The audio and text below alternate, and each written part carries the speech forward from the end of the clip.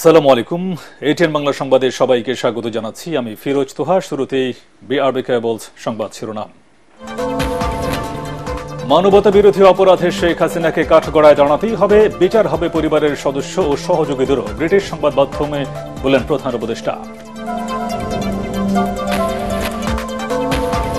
শিক্ষা ব্যবস্থায় শৃঙ্খলা ফেরানোই সবচেয়ে বড় চ্যালেঞ্জ, শপথ নিয়ে বললেন নতুন উপদেষ্টা। 10 মার্চের মধ্যে বই যাবে সবার হাতে, আশ্বাস বিদায়ী উপদেষ্টার। গণহত্যার বিচারের অজুহাতে নির্বাচন পেছানোর সুযোগ নেই, মন্তব্য আমির খসরুর। অনির্বাচিত সরকারের পক্ষে দেশের বর্তমান সমস্যা সমাধান সম্ভব নয়। পদত্যাগের দাবিতে দিনভর অবরুদ্ধ সিকিউরিটিজ কমিশনের চেয়ারম্যান, 3.5 ঘণ্টা পর উদ্ধার। দাবি না মানলে কাল থেকে কর্মবিরতি যাওয়ার ঘোষণা কর্মকর্তা কর্মচারীদের। এবং বৈষম্যহীন বাংলাদেশে করের বৈষম্য দূর করার আশ্বাস এনবিআর চেয়ারম্যানের। প্রাক বাজেট আলোচনায় আরো বেশি কর ছাড়ের দাবি ব্যবসায়ীদের।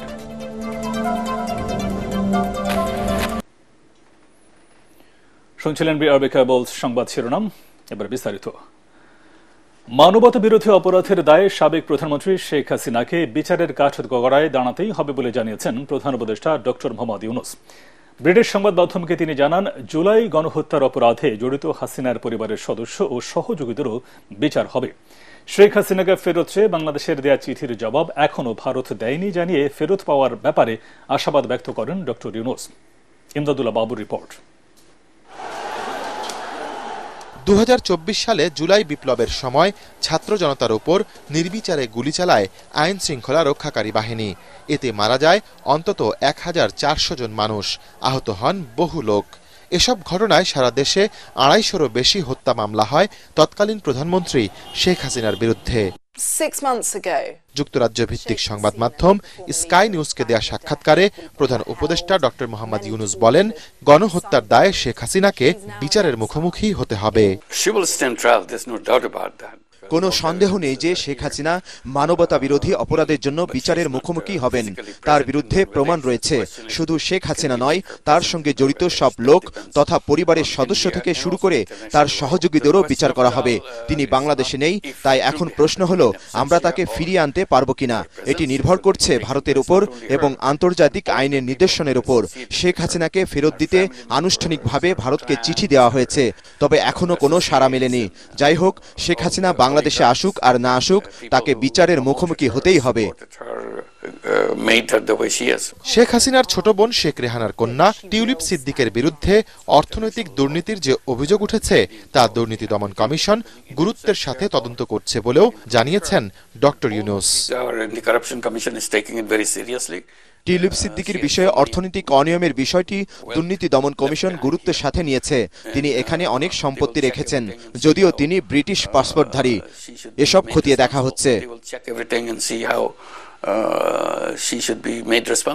বিগত সরকারের তৈরি করা আয়নাঘরকে সবচেয়ে কুৎসিত জিনিস আখ্যা দিয়ে প্রধান উপদেষ্টা আরো বলেন, পুরো সরকার ওই ঘটনার সাথে জড়িত ছিল, তাই দোষীদের খুঁজে বের করতে সময় লাগছে। আয়নাঘরের অপরাধের সাথে সবাই জড়িত ছিল, পুরো সরকার এর সঙ্গে জড়িত ছিল।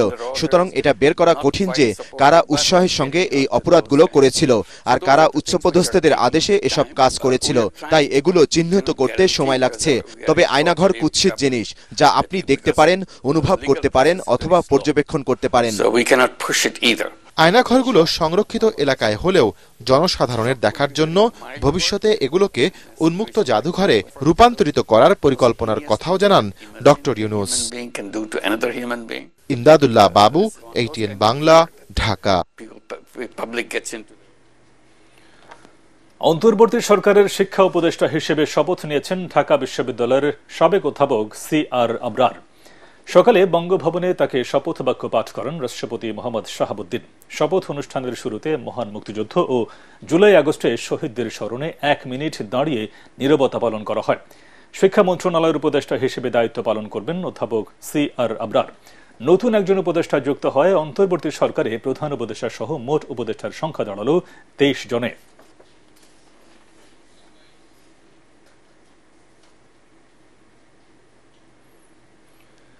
শিক্ষা ব্যবস্থায় শৃঙ্খলা ফেরানো সবচেয়ে বড় চ্যালেঞ্জ বলে মনে করেন নতুন শিক্ষা উপদেষ্টা অধ্যাপক CR আবরার।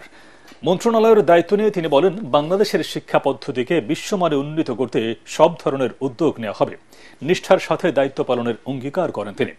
আর বিদায়ী শিক্ষা উপদেষ্টা বলেন, শিক্ষা প্রতিষ্ঠানে লেখাপড়ায় মনোযোগ নেই, চলছে ম্যানেজিং কমিটি দখলের প্রতিযোগিতা। 10 মার্চের মধ্যে সব বই দেওয়া সম্ভব হবে বলেও জানান তিনি। রিপোর্টে জানাচ্ছেন মাহবুব কবির চপল। 7 মাসের মধ্যে বদল করা হলো শিক্ষা উপদেষ্টাকে। এক অধ্যাপক বিদায় নিলেন, দায়িত্ব নিলেন আরেক অধ্যাপক। অভিবাসী ও আন্তর্জাতিক সম্পর্ক নিয়ে কাজ করা ঢাকা বিশ্ববিদ্যালয়ের অবসরপ্রাপ্ত অধ্যাপক চৌধুরী রফিকুল আবরার বা CR আবরারকে দায়িত্ব দেওয়া হয়েছে শিক্ষা মন্ত্রণালয়ের। দায়িত্বটা অপ্রত্যাশিত হলেও পালন করতে চান সততার সাথে। মাননীয় প্রধান উপদেষ্টা আমাকে ডেকে পাঠালেন দিন 4-5 আগে। অন্যান্য অনেক কথা, মালয়েশিয়ান শ্রমবাজার নিয়ে কথা হলো, অন্যান্য অনেক কথার পরে উনি যখন বললেন যে স্যার এই দায়িত্ব আর পালন করতে চাচ্ছেন না, প্রধান উপদেষ্টা বললেন, আমাকে বললেন যে এই দায়িত্বটা আমি গ্রহণ করে আমি রীতিমতো অবাক হয়েছি। অর্থনীতিবিদ ওয়াহিদউদ্দিন মাহমুদকে শিক্ষা মন্ত্রণালয়ের দায়িত্ব দেওয়া হয়েছিল। তিনি স্বীকার করেছেন, শিক্ষা খাতের বিশৃঙ্খলা ঠেকাতে পারেননি। নতি স্বীকার করতে হয়েছে রাজনৈতিক চাপের কাছে। একটা বিশাল বিশৃঙ্খল অবস্থা, তো ওই যে আবার পরিচালনা পর্ষদ, রাজনৈতিক শক্তি যারা এসেছে তারা আবার দখল করছে, সামলানো যাচ্ছে না। যারা স্কুলের ম্যানেজিং কমিটিতে আসতে চান তাদের অনেকে স্কুলের পাশে না। শিক্ষা ব্যবস্থা যখন নষ্ট হয়ে যায়, এটা নষ্ট হতে অনেক সময় লাগে, বহু বছর ধরে নষ্ট হয়, আর এটাকে আবার টেনে তুলতে হলেও অনেক সময় দরকার হয়। পাশেই বসা নতুন শিক্ষা উপদেষ্টা শোনেন এসব তিক্ত অভিজ্ঞতার কথা, তবে তিনি এটাকে চ্যালেঞ্জ হিসেবে নিতে চান, জানান ভবিষ্যৎ পরিকল্পনার কথা। মাননীয় প্রধান উপদেষ্টা যখন আমাকে এই দায়িত্ব দিলেন, আমি মনে করি যে এটা একটা ইটস এ চ্যালেঞ্জ। উনি আমাকে এটাও বলছেন যে সময় মধ্যে দায়িত্বটা নিচ্ছ, আমরা তো স্যারের কাছ থেকে শুনলামই কি টালমাটাল সমস্যার মধ্যে তিনি এই টিমকে নিয়ে তিনি এই দায়িত্ব পালন করেছেন। আমি এমন শিক্ষা ব্যবস্থার স্বপ্ন দেখি যেখানে আমাদের ছাত্রছাত্রীরা দেশের ভেতরেই তাদের ভবিষ্যৎ দেখতে পাবে এবং বাংলাদেশ থেকেই বিশ্বকে নেতৃত্ব দেবে। তবে অল্প সময়ে তিনি কতটা পরিবর্তন করতে পারবেন সেদিকেই তাকিয়ে আছেন দেশের মানুষ। একদিনে হবে না, 1 বছরে হবে না, 10। মাহবুব কবির চপল, ATN বাংলা, ঢাকা। বিচারিক প্রক্রিয়ার সাথে নির্বাচনের কোনো সম্পর্ক নেই বলে মন্তব্য করেছেন বিএনপির স্থায়ী কমিটির সদস্য আমির খসরু মাহমুদ চৌধুরী। তিনি বলেন, প্রতিটি অপরাধের জন্য শেখ হাসিনা সহ আওয়ামী লীগ নেতাদের বিচার করা হবে, তবে এসব কথা বা কোনো অজুহাত তুলে নির্বাচনকে পিছিয়ে নেওয়ার কোনো সুযোগ নেই। রাজধানীর একটি হোটেলে ship breaker and recycling association আয়োজিত গোল টেবিল বৈঠক শেষে এসব কথা বলেন তিনি। একটি অনির্বাচিত সরকার দেশের বর্তমান সংকট ও সমস্যা সমাধান করতে পারবে না জানিয়ে তিনি বলেন, আইনশৃঙ্খলা বাহিনী ও সরকারি কর্মকর্তা দিয়ে সুষ্ঠুভাবে দেশ পরিচালনা সম্ভব নয়। বিচারের সাথে নির্বাচনের কোনো সম্পর্ক আমরা তো দেখতে পাচ্ছি না এখানে। এটা তো বিচারিক প্রক্রিয়া চলতেই থাকবে। শেখ হাসিনার বিচারের পরে তো বিচারিক প্রক্রিয়া থেমে যাবে তা তো না, তারপরেও তো বিচার আছে, আরো লোকের বিচার আছে, হাসিনার তো বিচার আছে। আজকে এটার জন্য হবে না নির্বাচন, কালকে আরেকটার জন্য হবে না, পরশু আরেকটার জন্য, কত কথাই তো শুনতেছি। এই সমস্ত কথাবার্তা বলে নির্বাচন ব্যবস্থা, গণতান্ত্রিক ব্যবস্থাকে পিছিয়ে নেওয়ার কোনো সুযোগ নেই। সংস্কারের নামে নির্বাচনকে বিলম্বিত না করতে আবারও অন্তর্বর্তী সরকারের প্রতি আহ্বান জানিয়েছেন বিএনপির কেন্দ্রীয় নেতা রুহুল কুদ্দুস তালুকদার দুলু। গত 7.5 মাসে কিছুই সংস্কার হয়নি উল্লেখ করে দুলু বলেন, উল্টো দেশে আইনশৃঙ্খলা পরিস্থিতির মারাত্মক অবনতি ঘটেছে, মানুষের জীবনের কোনো নিরাপত্তা নেই। নাটোরের স্থানীয় বাজার ব্যবসায়ী মালিক সমিতি আয়োজিত আলোচনা ও ইফতার মাহফিলে অংশ নিয়ে তিনি সব কথা বলেন। বাংলাদেশের বিরুদ্ধে জাতীয় ও আন্তর্জাতিক চক্রান্ত শুরু হয়েছে উল্লেখ করে বিএনপির এই নেতা আরও বলেন, জনগণের রায়ে নির্বাচিত রাজনৈতিক দল ক্ষমতায় এসে অবশিষ্ট সংস্কার কাজ সম্পন্ন করবে। দেশের আইন শৃঙ্খলার মারাত্মক অবনতি ঘটেছে। আজকে সব কিছু নিয়ন্ত্রণের বাইরে চলে গিয়েছে। মানুষের জীবনের সামান্যতম নিরাপত্তা নাই। আমরা চাই অতি সত্বর নির্বাচন। আপনারা দয়া করে এই সংস্কারের নাম করে আর দেরি করবেন না। পুঁজিবাজারের নিয়ন্ত্রক সংস্থা Bangladesh securities and exchange commission বিএসইসির বর্তমান চেয়ারম্যান খন্দকার রাশেদ মাকসুদের নেতৃত্বাধীন কমিশনের পদত্যাগ দাবি করেছেন সংস্থাটির কর্মকর্তা কর্মচারীরা। আজকের মধ্যে তারা পদত্যাগ না করলে আগামীকাল থেকে কর্মবিরতিতে যাওয়ার ঘোষণাও দেন তারা। বিকেলে সংবাদ সম্মেলনে কর্মকর্তা কর্মচারীদের পক্ষে কর্মবিরতির ঘোষণা দেন নির্বাহী পরিচালক মাহবুবুল আলম। এ সময় তিনি জানান, রাশেদ মাকসুদের নেতৃত্বে কমিশন স্বৈরাচারী সিদ্ধান্ত নিচ্ছে। এর প্রেক্ষিতে কর্মকর্তা কর্মচারীরা কয়েক দফা দাবি উপস্থাপন করলেও সে বিষয়ে সুনির্দিষ্ট কোনো বক্তব্য দেয়নি কমিশন।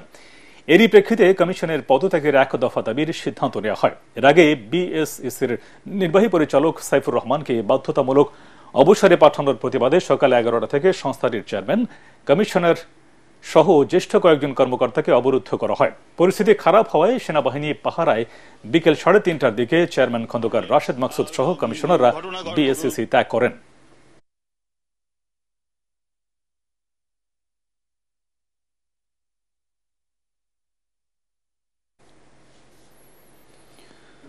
বৈষম্যহীন বাংলাদেশে করের বৈষম্য দূর করার আশ্বাস দিয়েছেন জাতীয় রাজস্ব বোর্ডের চেয়ারম্যান আব্দুর রহমান খান। তৈরি পোশাক খাত সহ অন্যান্য খাতে করের হার বাড়ানো হবে বলেও জানান তিনি। এনবিআর ভবনে প্রাক বাজেট আলোচনায় এ সময় আরও বেশি কর ছাড়ের দাবি জানান ব্যবসায়ীরা। শরফুল আলমের রিপোর্ট। আসছে অন্তর্বর্তীকালীন সরকারের প্রথম বাজেট। কেমন হবে বিশেষ এই বাজেটের আয় ব্যয়ের হিসাব, আর তাতে ব্যবসায়ীদের জন্য কি বা থাকছে তা নিয়ে চলছে নানা জল্পনা কল্পনা। তবে এ নিয়ে জাতীয় রাজস্ব বোর্ডের চেয়ারম্যানের সাথে প্রাক বাজেট আলোচনা শুরু হয়েছে, যেখানে ব্যবসায়ীরা তুলে ধরছেন ব্যবসা বান্ধব করনীতির বিভিন্ন বিষয়, আর কর ছাড়ের নানা সুপারিশও রয়েছে তাদের। আমরা নগদ টাকা ব্যবহার করে জিনিসপত্র সস্তায় কিনতে পারি। ডিজিটালি যখন কিনি কিছু, তখন ভ্যাট আসে, ট্যাক্স আসে, সবকিছু আসে। আমি আপনাকে প্রপোজ করবো, why don't you disincentivize cash?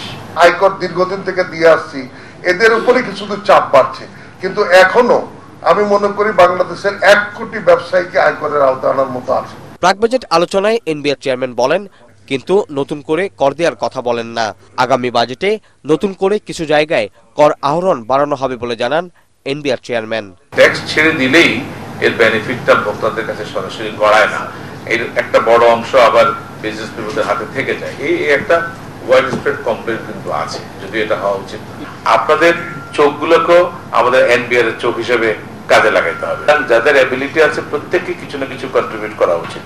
কেবলমাত্র আমাদের এক্সিস্টিং ট্যাক্স পেয়ারদেরকে আমরা কন্টিনিউয়াসলি চাপ দিব, আর যারা দিচ্ছে না তারা সারা জীবনই না দেওয়ার মধ্যে থাকবে। এই বৈষম্য বেশি দিন চলতে দেওয়া যায় না, এবং এর কারণে দেশ ক্ষতিগ্রস্ত হচ্ছে। এনবিআর চেয়ারম্যান জানান, ফেব্রুয়ারি মাসে নতুন করে 28,000 ভ্যাট নিবন্ধন করা হয়েছে। শরফুল আলম, এটিএন বাংলা, ঢাকা। আন্তর্জাতিক অপরাধ ট্রাইব্যুনালের চিফ প্রসিকিউটরের সাথে দেখা করেছেন সাবেক মার্কিন রাষ্ট্রদূত উইলিয়াম বি মাইলাম ও কূটনীতিক জন ড্যানিলোভিচ। এ সময় আন্তর্জাতিক অপরাধ ট্রাইব্যুনাল পরিদর্শন করেন তারা। পরে চিফ প্রসিকিউটর তাজুল ইসলাম জানান, প্রতিনিধি দলটি জুলাই গণহত্যা ও গত 15 বছরের গুম, খুন এবং সেসবের বিচার প্রক্রিয়া সম্পর্কে জানতে চেয়েছেন। একই সাথে ট্রাইব্যুনালকে সহায়তা করার প্রস্তাব দিয়েছেন তারা। ন্যায় বিচারের নিশ্চিতের স্বার্থে তথ্য সংগ্রহ ও জনমত গঠনে সহায়তা করতে আগ্রহী তারা। এদিন গাজীপুরের কোনাবাড়িতে হৃদয় হত্যার ঘটনায় সাবেক ওসি আশরাফ উদ্দিন, কনস্টেবল আকরাম হোসেন সহ পুলিশের সাবেক 5 কর্মকর্তার বিরুদ্ধে তদন্ত প্রতিবেদন 15 জুন দাখিলের নির্দেশ দিয়েছে ট্রাইব্যুনাল। এছাড়া কনস্টেবল আকরাম হোসেনকে 11 মার্চ জিজ্ঞাসাবাদের অনুমতি দেওয়া হয়েছে।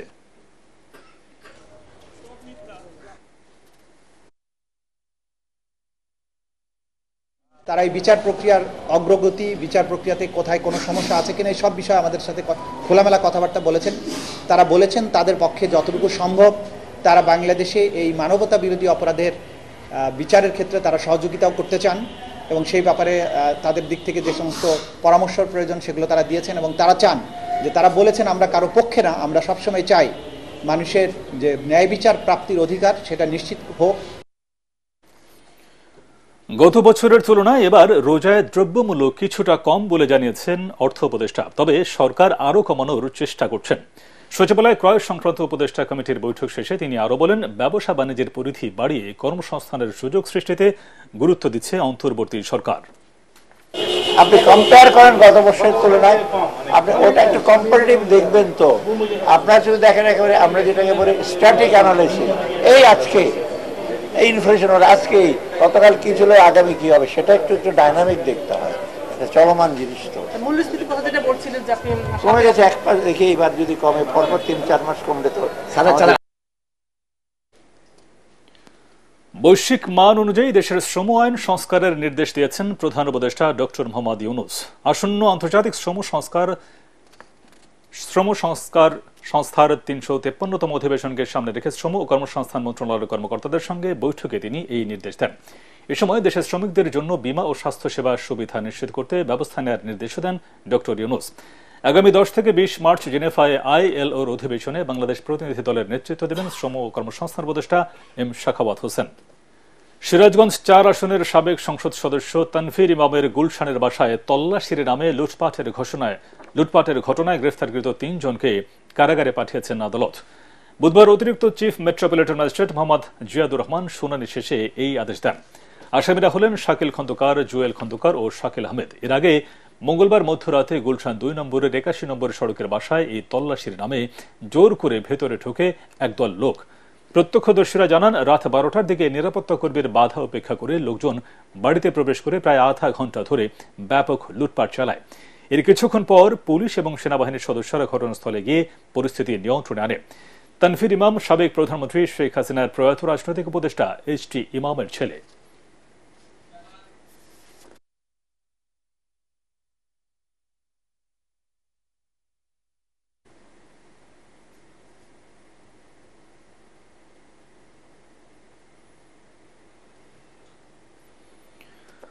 নদী দূষণ এবং দখলকারীদের আইনের মাধ্যমে নির্বাচনে অযোগ্য ঘোষণার দাবি জানিয়েছে human rights and piece for Bangladesh HRPB।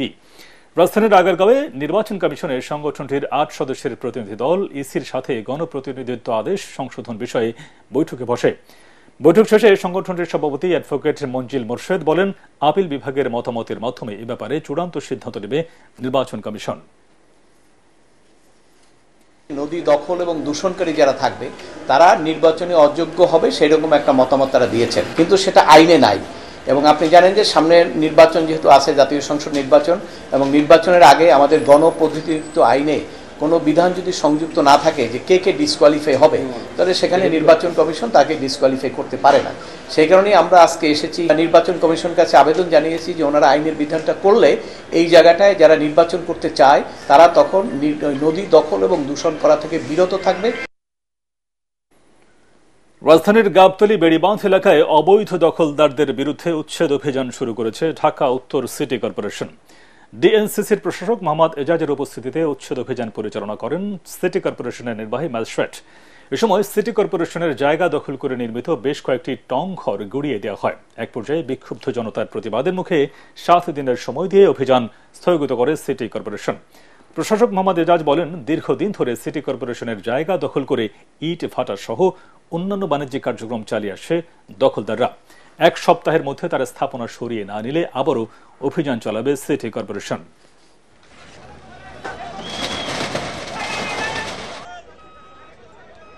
আমার পিছনে এখানে প্রায় 30 একরের উপরে জায়গা, মানে 90 বিঘা জায়গা আছে, এবং এই যে সামনে রাস্তা বেড়িবাঁধ দেখেছেন, তারপরে আমাদের জায়গা আছে প্রায় 150 একর জায়গা আছে টোটাল।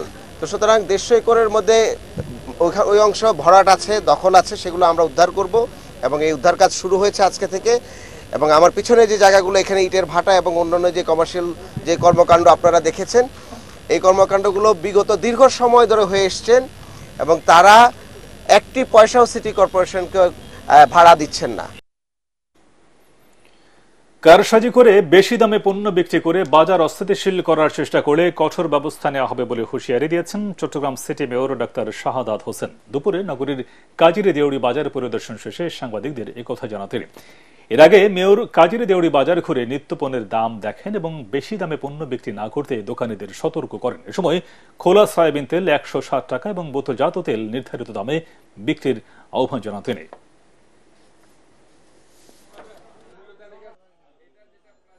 এই অভিযান থামবে না।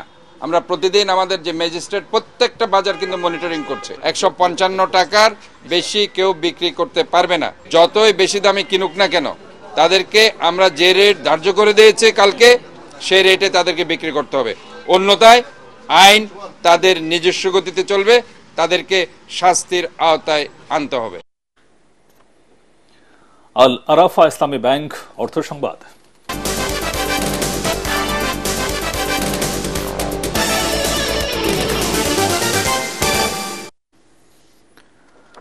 দেশের জাহাজ ভাঙা শিল্পের পতন ঠেকাতে সরকারের নীতিগত সহায়তা চেয়েছেন Bangladesh ship breakers and recycling অ্যাসোসিয়েশনের নেতারা।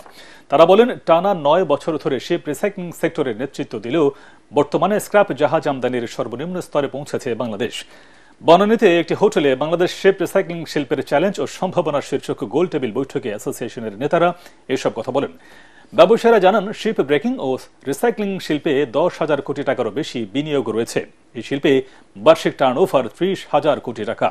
দেশের অর্থনীতির ভিত্তি হিসেবে এই শিল্প থেকে 1200 থেকে 1400 কোটি টাকা রাজস্ব আয় হয় বলে জানান তারা। একটা সরকার কিন্তু খালি রেগুলেটর হয় না, একটা সরকারের প্রধান কাজ হচ্ছে এনেবলার। আমি সবাইকে বলছি, আপনারা সেলফ রেগুলেট করার জন্য তৈরি হন। আগামী দিনে সরকার পরিবর্তন হলে আমাদের যদি কোনো সুযোগ থাকে, আমরা সবগুলো যেখানে সম্ভব সেখানে ট্রেড বডিকে আমরা ক্ষমতা দেব এবং তারা সেলফ রেগুলেট করবে। সরকারের নিয়ন্ত্রণ মুক্ত যত বেশি করা যাবে তত দেশ ভালো চলবে। এবারে আন্তর্জাতিক সংবাদ।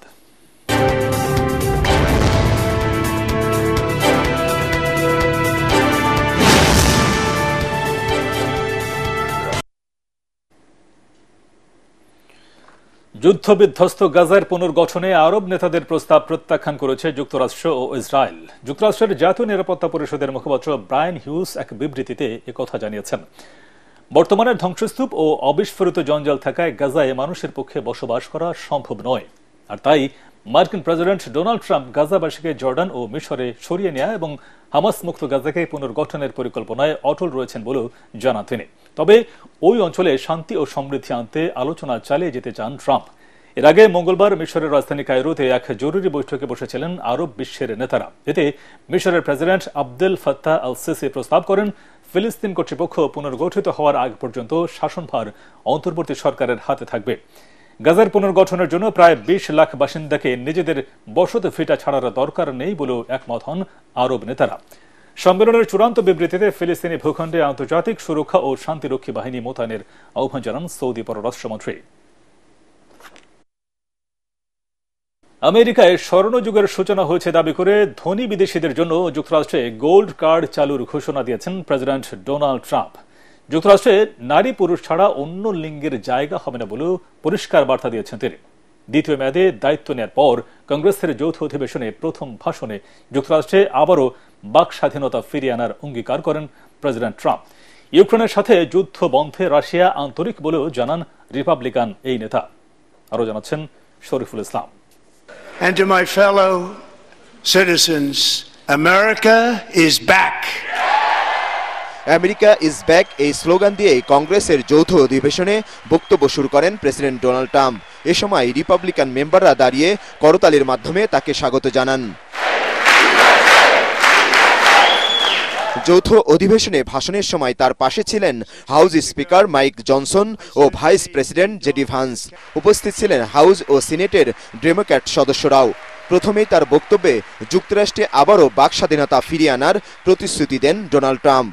Despite the best efforts of those who would try to censor us, silence us, break us, destroy us, Americans are today a proud, free, sovereign, and independent nation. ধনী বিদেশিদের জন্য $5 মিলিয়ন গোল্ড কার্ড চালুর ঘোষণা দেন মার্কিন এই ধনকুবের। এটি green কার্ডের চেয়েও আরো উন্নত হবে বলে দাবি করেন Trump. With that goal in mind, we have developed in great detail what we are calling the gold card, which goes on sale very, very soon.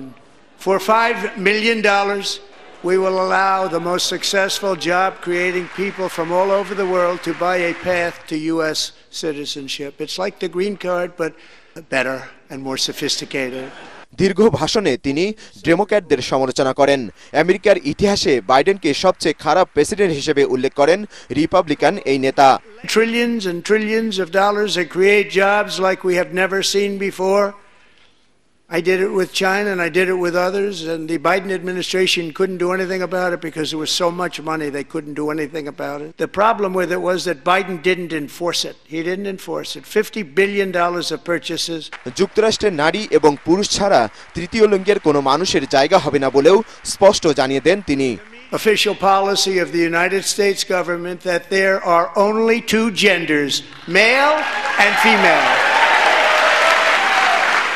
গাজায় ইসরায়েলি আগ্রাসনের বিরুদ্ধে শিক্ষার্থীদের বিক্ষোভকে অবৈধ বলে দাবি করেছেন Donald Trump. In the Middle East, we're bringing back our hostages from Gaza. In my first term, we achieved one of the most groundbreaking peace agreements in generations, the Abraham Accords. Russia Ukraine যুদ্ধবন্ধের উদ্যোগ ও Gaza নিয়ে নিজের পরিকল্পনা তুলে ধরেন মার্কিন president. We've had serious discussions with Russia and have received strong signals that they are ready for peace. Wouldn't that be beautiful? Wouldn't that be beautiful?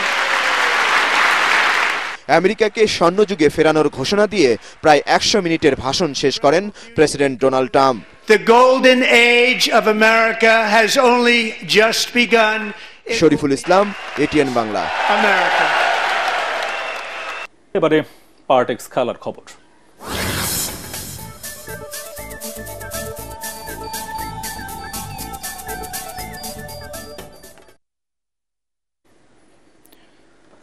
দুই চোকার্সের লড়াইয়ে নিউজিল্যান্ডের বিপক্ষে 363 রানে জয়ের টার্গেটে ব্যাট করছে দক্ষিণ আফ্রিকা। শেষ খবর পাওয়া পর্যন্ত প্রোটিয়ারদের সংগ্রহ 9 উইকেটে 283 রান। এর আগে লাহোরের গদ্দাফি স্টেডিয়ামে চ্যাম্পিয়ন্স ট্রফির ফাইনালে যাওয়ার লড়াইয়ে দক্ষিণ আফ্রিকার বিপক্ষে রান উৎসব করেছে নিউজিল্যান্ড। সেঞ্চুরি তুলে নিয়েছেন রাচিন রবীন্দ্র ও কেন উইলিয়ামসন। তাদের ব্যাটে 6 উইকেট হারিয়ে চ্যাম্পিয়ন্স ট্রফির রেকর্ড 362 রান সংগ্রহ করে কিউইরা। এর আগে চ্যাম্পিয়ন্স ট্রফির সর্বোচ্চ রান ছিল 356। টস জিতে ব্যাটিংয়ে নেমে দলের 48 রানে উইল ইয়ং এর উইকেট হারায় নিউজিল্যান্ড। এরপর কেন উইলিয়ামসনের সাথে 154 বলে 164 রানের জুটি গড়ে তোলেন রাচিন রবীন্দ্র। এরই মাঝে ক্যারিয়ারের পঞ্চম সেঞ্চুরিও তুলে নেন রাচিন। 101 বলে 108 রান করে সাজ ঘরে ফেরেন তিনি। 2 উইকেটে কিউইদের সংগ্রহ তখন 212 রান। এরপর 94 বলে 102 রান করে আউট হন কেন উইলিয়ামসন। শেষ পর্যন্ত 6 উইকেটে 362 রানের বিশাল স্কোর গড়ে নিউজিল্যান্ড। চ্যাম্পিয়ন্স ট্রফির সেমিফাইনালে ভারতের কাছে হেরেই ওয়ানডে ক্রিকেট থেকে অবসরের ঘোষণা দিলেন অস্ট্রেলিয়ার হয়ে 2টি বিশ্বকাপ জয়ী তারকা স্টিফেন স্মিথ। এই সংস্করণে আর দেখা যাবে না তাকে। ক্রিকেটের সর্বোচ্চ মঞ্চের জন্য অস্ট্রেলিয়া দলকে প্রস্তুত করতেই নিজেকে সরিয়ে নিলেন তিনি। তবে টেস্ট ও টি20 ক্রিকেট চালিয়ে যাবেন স্টিফেন স্মিথ। আরও জানাচ্ছেন পরাগ আরমান। দুবাইয়ে মঙ্গলবার হারের পর ড্রেসিং রুমেই সতীর্থদের নিজের সিদ্ধান্তের কথা জানান 35 বছর বয়সী অজি অধিনায়ক স্টিভেন স্মিথ। ভারতের বিপক্ষে চ্যাম্পিয়ন্স ট্রফির ম্যাচটি ওয়ানডেতে স্মিথের শেষ ম্যাচ হয়ে রইল। তিনি বলেন, প্রতিটি মিনিট আমি উপভোগ করেছি, অসাধারণ সময় কেটেছে, দারুণ কিছু স্মৃতিও আছে। চমৎকার সব সতীর্থদের নিয়ে 2টি বিশ্বকাপ জয় ছিল সবচেয়ে উল্লেখযোগ্য। 2027 বিশ্বকাপের প্রস্তুতি শুরু করার উপযুক্ত সময় এখনই, তাই সরে যাওয়ার এটি সঠিক সময় মনে হচ্ছে। ওয়ানডে ক্রিকেটে 170 ম্যাচ খেলে 87 স্ট্রাইক রেটে 43.28 গড়ে এই ডানহাতি ব্যাটার করেছেন 5800 রান। অস্ট্রেলিয়ানদের মধ্যে সর্বোচ্চ রানের তালিকায় 12তম স্থানে তিনি। 12 সেঞ্চুরির সঙ্গে 50 আছে 35টি। 2010 সালের ফেব্রুয়ারিতে মেলবোর্নে ওয়ানডে ক্রিকেটে যাত্রা শুরু স্টিভ স্মিথের। 2015 ও 2023 সালে অস্ট্রেলিয়ার হয়ে ওয়ানডে বিশ্বকাপ জেতেন তিনি। মাইকেল ক্লার্কের পর অধিনায়কও হন। পরে বল বিকৃতি কাণ্ডে অধিনায়কত্ব যায় স্টিভ স্মিথের। চোটের জন্য নিয়মিত অধিনায়ক প্যাট কামিন্স খেলতে না পারায় স্মিথকে চ্যাম্পিয়ন্স ট্রফিতে অধিনায়ক নির্বাচিত করা হয়। 64 ম্যাচে দলকে নেতৃত্ব দিয়ে জিতেছেন 32টি আর হেরেছেন 28 ম্যাচে। ওয়ানডে ক্রিকেটকে গুড বাই জানিয়ে স্টিভ স্মিথ এখন মনোযোগ বাড়াতে চান টেস্ট ও টি-20 ক্রিকেটে। পরাগ আরমান, এটিএন বাংলা। শেষ করার আগে বিআরবি কেবলস সংবাদ শিরোনাম আর একবার। মানবতা বিরোধী অপরাধে শেখ হাসিনাকে কাঠগড়ায় দাঁড়াতেই হবে, বিচার হবে পরিবারের সদস্য ও সহযোগীদেরও, ব্রিটিশ সংবাদ মাধ্যমে বললেন প্রধান উপদেষ্টা।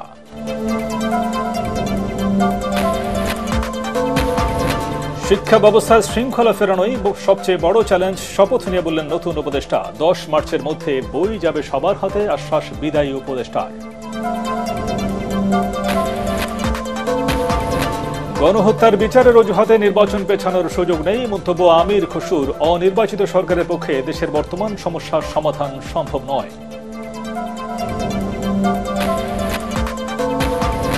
পদত্যাগের দাবিতে অবরুদ্ধ সিকিউরিটিজ কমিশনের চেয়ারম্যান, 3.5 ঘণ্টা পর উদ্ধার। দাবি না মানলে বৃহস্পতিবার থেকে কর্মবিরতিতে যাওয়ার ঘোষণা কর্মকর্তা কর্মচারীদের।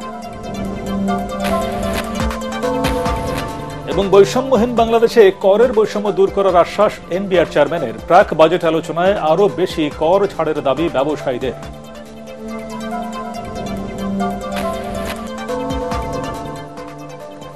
পরবর্তী সংবাদ দেখার আমন্ত্রণ জানিয়ে এখনকার মতো শেষ করছি। এটিএন বাংলার সংবাদ ইউটিউবে দেখতে ব্রাউজ করুন, youtube/ATN Bangla News। ধন্যবাদ সবাইকে।